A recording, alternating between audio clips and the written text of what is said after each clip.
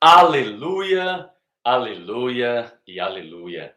Graça e paz da parte do Senhor Jesus para todos os irmãos. Tenha uma manhã abençoada, um dia cheio do Espírito Santo, porque nós estamos caminhando, e hoje já é o 10º dia dos 21 dias do jejum Pare de Presumir. 21 dias para ser livre da ansiedade.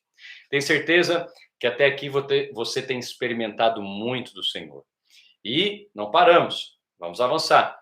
Se você talvez está começando o seu jejum agora, segue adiante. Se você já está perseverando conosco desde o 10º dia, chegamos aí quase na metade da caminhada e vamos prosseguir. Hoje eu gostaria de compartilhar com você a 10ª lição, o 10º capítulo do livro Pare de Presumir.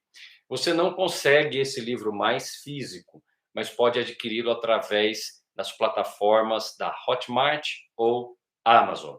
Basta você seguir as orientações e baixar no seu aplicativo, no seu celular ou tablet. Amém?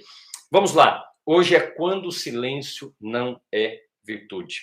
Quero ler um versículo bíblico com você e depois vamos compartilhar e orar. Provérbios 17, 28 diz: até o estulto, quando se cala, é tido por sábio, e o que cerra os lábios, por sábio. Durante muitos anos, eu tomei esta palavra como justificativa para o silêncio. Mas hoje, gostaria de compartilhar com você alguns momentos onde o silêncio não foi uma virtude. Aqui, esse texto de Provérbios, a Bíblia diz que até o estulto, quando se cala, é tido por sábio. Não significa que ele é sábio, ele é tido por.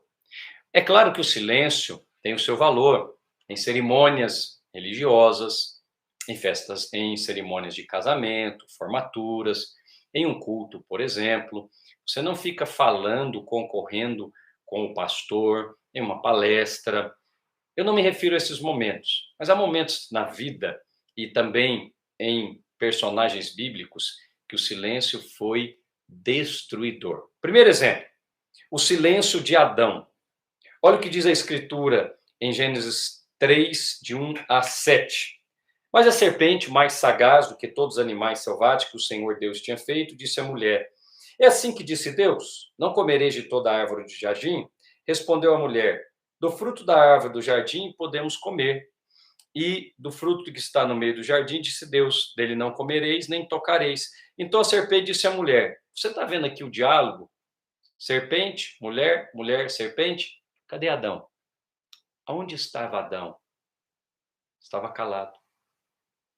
Pode ser que ele estava presente, não falou nada.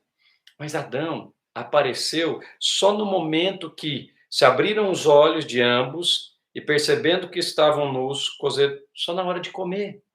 Muitos homens são assim.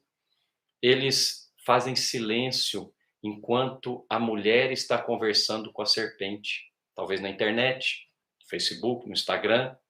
A mulher, da mesma forma, está em silêncio. Quando a serpente, quando uma enviada do maligno está conversando com seu marido no trabalho, de alguma forma. O silêncio de Adão destruiu a sua família. O que ele deveria fazer? Se posicionar. Opa, peraí, essa conversa não vai entrar aqui na minha casa. Pode encerrar esse assunto. Você lembra, Eva, do que Deus disse, nós vamos seguir a orientação divina. Nesse caso, o silêncio não foi bênção. Será que este não é o seu caso nesses dias de jejum? Será que agora mesmo seus olhos não estão sendo abertos para uma circunstância familiar onde o silêncio está destruindo o seu casamento, destruindo o seu relacionamento, acabando com a criação dos seus filhos? É a velha filosofia do deixa para lá para ver como é que fica. Como é que fica? Ficou assim. A casa de Adão foi destruída, o pecado entrou e aqui você já sabe o final da história. Segundo exemplo é o silêncio de Saul. Você sabe que o texto bíblico é grande, eu não vou ler com você, mas eu vou te contar a história. Saul, ungido rei de Israel, depois você pode ler em 1 Samuel 17, do 1 até o 11. Saul foi ungido rei de Israel e, como rei, ele deveria governar. Um governante tem uma arma principal: a sua caneta e a sua fala. Quando Saul, confrontado por um inimigo chamado Golias, ficou em silêncio. Durante 40 dias, o inimigo afrontou os exércitos de Saul. E o que ele fez? Não fez nada e também não falou nada. Neste momento, a liderança cai. Neste momento, Deus encontrou outro homem para ser líder de Israel, no caso Davi. Aqui nós temos o segundo exemplo. Primeiro foi o silêncio de Adão, que destruiu com a sua casa, acabou com o seu relacionamento. O segundo é o silêncio do líder. Você que é líder, está me ouvindo hoje. Use a palavra que Deus lhe deu para liderar. Não se sinta intimidado por liderar. Não fique presumindo coisas. Assuma a posição de liderança que Deus lhe deu. Saul deveria ter falado à nação, proclamado à nação. Ele deveria ter lutado contra Golias ou dado uma direção. Mas não, ele ficou quieto. No que ele ficou quieto, o silêncio não foi virtude. Talvez você está me ouvindo, orando e jejuando por uma decisão importante na sua empresa. Não tenha medo. Deus é com você. Ele vai te orientar. Mas se você ficar calado, pode ser tarde demais. Terceiro exemplo é o silêncio de Jesus. O nosso Senhor e Salvador Jesus Cristo, em Marcos capítulo 14, versículo 60, também fez silêncio. Levantando-se o sumo sacerdote no meio, perguntou a Jesus: nada respondes ao que estes depõem contra ti? Ele, porém, guardou silêncio e nada respondeu. Neste caso, o silêncio foi uma bênção. Mas logo após, no próximo versículo, 61 e 62, Jesus já falou. Ele, porém, guardou silêncio e nada respondeu. 61. Tornou a interrogá-lo, Pilatos. O sumo sacerdote lhe disse: és tu o Cristo, o Filho do Deus bendito? Jesus então respondeu, agora ele falou: eu sou, e vereis o Filho do Homem assentado à direita do Todo-Poderoso e vindo com as nuvens do céu. Ora, o que aconteceu? No primeiro momento, quando Jesus foi acusado, ele guardou o silêncio. Assim também você deve fazer. Quando caluniarem você, falarem isso ou aquilo, tenha discernimento espiritual. Aqui cabe o discernimento espiritual quando o silêncio é bênção, quando ele não é bênção. Quando acusado, Jesus ficou calado. Ele mesmo não se defendeu, porque ele sabe que temos um defensor, que é o nosso Pai.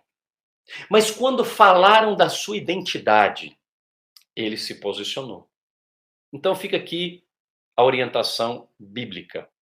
Quando acusarem você, provavelmente não vale a pena se defender.